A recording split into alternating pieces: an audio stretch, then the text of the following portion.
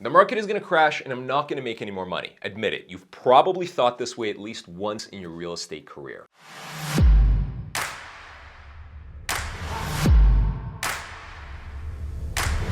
The real estate market is cyclical, and no matter what the government does or if the market's good or bad, eventually things turn around and they go from bad to good or good to bad.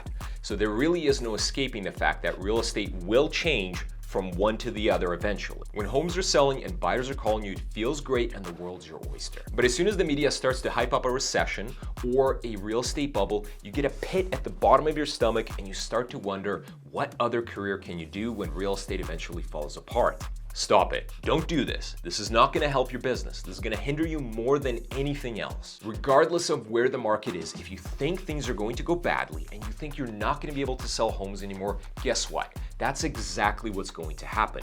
It becomes a self-fulfilling prophecy. Here's what I see when the market starts to go down. Agents take their foot off the gas pedal and they lose control of their business. They start to make excuses about how nobody's buying homes anyways, and everything is out of their control. Then inevitably, we have a percentage of realtors that simply leave the business because they couldn't make it anymore, because they weren't even really trying and they blamed the market. Meanwhile, the agents that hustle and grind and continue to work very hard and sharpen their skills, they continue to do very well. And they're in a position to essentially take over the business that's been left on the table for them to basically just have. As soon as you start to hear negativity about the market, I want you to do the following things. Number one, stop consuming so much media. The media is a black hole of negativity, and for them, doom and gloom sells. When everything's going well, nobody reads the news because everybody's doing well. So why would you need to read the news? As soon as something isn't going well, like there's a recession or there's a downturn, now we're all tuning in and we're all reading because we're all scared. We're all scared that our lives are going to change and that our businesses are going to be falling apart. So make a habit of not reading too much news, or if you do want to read the news, limit yourself to how many times a day you're doing it, and also read more positive news. Don't focus on the things that are going to slow you down and are going to stop your career dead in its tracks. Think about how many people have ever told you to F off while you were prospecting. I'm going to take a guess and say you can count it on one hand. I know that that's the case for me, but the thing is, those are the people that you remember, even though you've probably had hundreds of interactions with polite and nice people that were very pleasant.